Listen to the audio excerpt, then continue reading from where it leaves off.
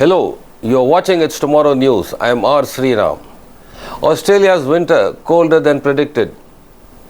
The general sentiment that Australia just shivered through a cold winter is false, although it wasn't as warm as forecasts predicted pre-season. Back in autumn, the Bureau of Meteorology's outlook, along with leading global models, tipped a mean temperature of about 1 to 1.5 degrees Celsius above the baseline average, which would have made this winter one of the warmest on record. And while temperatures in all states and territories, including all capitals, were above the long-term average, the past 3 months have been noticeably cooler than the unprecedented winter heat from 2023 and 2024.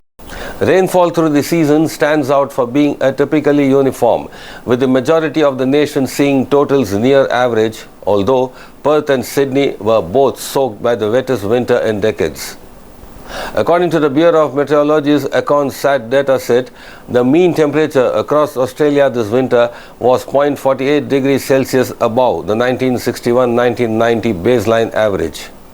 The greatest departures from normal were across northeast Queensland and near the South Australia-Western Australia border, where winter was more than 1 degree Celsius warmer than normal. For the capitals, when comparing this winter to complete climate histories, all cities recorded temperatures above average. Hobart was standout with a mean, the average of minimums and maximums, of 9.7 degrees Celsius, comfortably above the city's long-term average of 8.7 degrees Celsius. Brisbane and Sydney were both 0.9 degrees Celsius above average, while Canberra's departure was the lowest at 0.2 degrees Celsius above average. However, considering we live in a significantly warmer overall climate than the 19th century, it's perhaps more meaningful to make comparisons only with recent years. Relative to a modern 1981 to 2010 baseline reveals that the capitals were still on the warm side, with only Melbourne and Canberra cooler than normal by a small fraction of a degree. However, for Melbourne, this is partly due to a relocation of the city's weather station away from the central business district a decade ago, which has a greater urban heat island effect.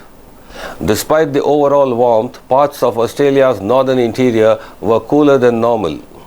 Tennant Creek, for example, recorded a mean 0.5 degrees Celsius below average.